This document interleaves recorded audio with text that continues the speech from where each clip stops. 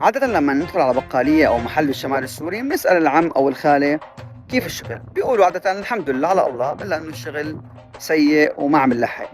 شو السبب؟ بيقولوا لنا إنه ما في بضاعة، ما معهم سيولة يشتروا بضاعة، وعادة الناس بتفضل إنه هي رايحة على بيتها تروح على سوبر ماركت أو على محل يتبضعوا كل أغراضهم من محل يكون فيه موجود كل أنواع البضائع، وبالتالي هن ما عندهم هذا الشيء، فهن بحاجة لمبلغ ليندعم مشروع. فمن هون اجتنا فكرة انه ندعم او ننمي المشاريع الصغيرة القائمة اصلا، واللي اصحابها عم يبذلوا جهدهم لحتى يكونوا معينين لعائلتهم. صباح الفل عاللي بيسعى والشقيان، اخونا وجارنا وصاحبنا. صباح الرزق والتساهيل ويومنا جميل، بلقمة بتحلى بتعبنا. سيبها على الله، ده اللي بيتفائل غير يلقاه لو يقفل.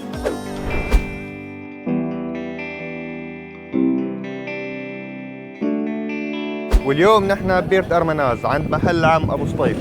خبرونا عليه أهل الضيعة، هو بيخدم كل هاي المنطقة. كم بتطالع أنت في النهار هون تقريبا؟ عم بحلف لك على الله ما طلع 50. ما بطالع 50 والله. خبرنا شخص من الضيعة يطالعوا لبرا المحل لنعملوا المفاجأة، خليكم معنا. يلا يا شباب، يلا اخواتي خواتي ولا انا خواتي.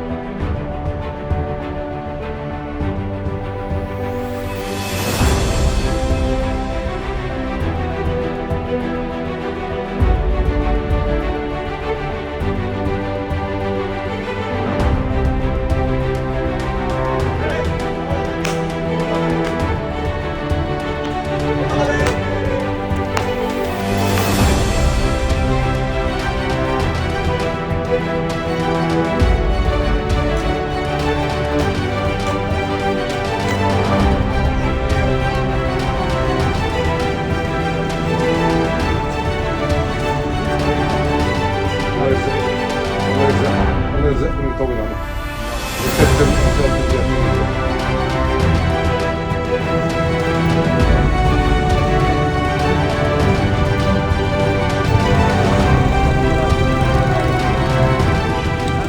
والله وهو ما بيستاهل الا كل خير.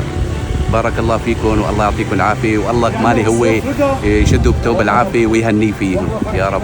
يستاهل، الله يعطيكم العافيه يا رب. والله فرحتي ما بعرف ثانية، يشهد الله فرحتي ما بعرف ثانية.